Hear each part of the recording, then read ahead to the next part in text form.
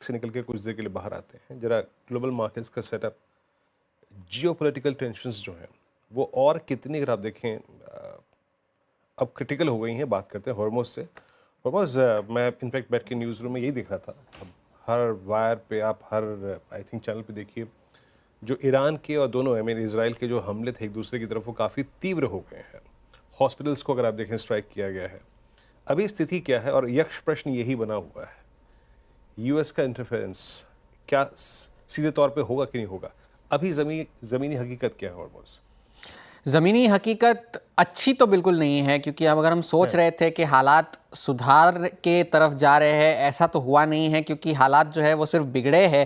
पहले सिर्फ परमाणु और सैन्य ठिकानों को निशाना बनाया जा रहा था, अब जाकर के सिविलियंस को निशाना बनाया जा रहा है। तो बात जो है वो बद से बदतर हुई है ऑन ग्राउंड। और यही कुछ 10 बड़े अपडेट्स हम आपके लिए लेकर आए हैं। और ईरान ने पहले ही और आज भी ये चेतावनी जारी की है कि अगर यूएस ने इस मामले में हस्तक्षेप अगर किया तो उनके पास सभी विकल्प जो है वो ऑन द टेबल है, खुले हैं जवाब देने के लिए, और वो इसका जवाब ज़रूर देंगे। और कल ही शाम को ईरान के जो सर्वोच्च नेता है अली खामेनेई, उन्होंने कहा था कि ईरान एक ऐसा देश नहीं है जो आत्मसमर्पण करेगा, और यूएस को अगर वो हस्तक्षेप करे तो उससे उसकी कीमत चुकानी होगी। आज जाकर के जो है एएफपी के हवाले से ये खबर आई है कि जेरूसलम और तेल अवीव में जो एएफपी के रिपोर्टर्स हैं उन्होंने सबसे बड़े और तेज़ विस्फोट सुने हैं। जब से ये कॉन्फ्लिक्ट शुरू हुई है तब जाकर के ये सबसे बड़े उन्होंने विस्फोट सुने हैं। वहाँ पर अगर जो हुआ है वो तेल अवीव के स्टॉक एक्सचेंज को निशाना बनाया गया है। ये अल जजीरा के हवाले से ये खबर आई है।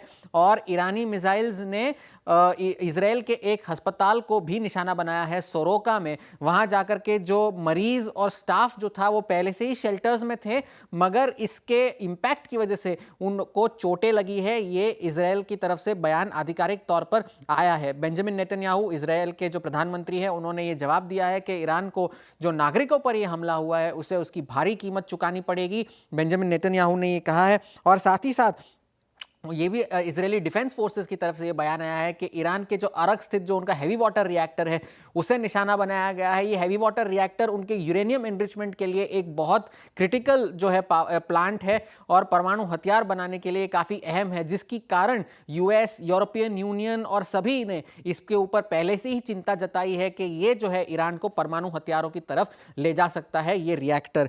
अब आगे चल के अब तक जो इस खेल के सबसे बड़े खिलाड़ी है वो है डोनाल्ड ट्रंप। अब तक उन्होंने अपने पत्ते खोले नहीं है। कल भी उन्होंने कहा था कि मैं हमला कर सकता हूं, नहीं कर सकता हूं। अब तक कोई उनकी तरफ से कोई आधिकारिक तौर पर कोई बयान नहीं आया है। और आखिर में रूस ने भी अब यह चेतावनी दी है कि अगर यूएस ने जो है हस्तक्षेप किया, बात और बिगड़ी तो दुनिया जो है एक परमाणु आपदा से केवल मिलीमीटर्स दूर है। तो स्थिति किसी भी तरह से सुधरने के हालात तो नजर नहीं आ रहे। आज तो यूएस के बाजार बंद है, लेकिन अगर आज रात तक ये स्थिति और बिगड़ी तो इसका खामियाजा बाजार को भी भुगतना पड़ सकता है। शुक्रिया हॉर्मज। और देखिए, आप तो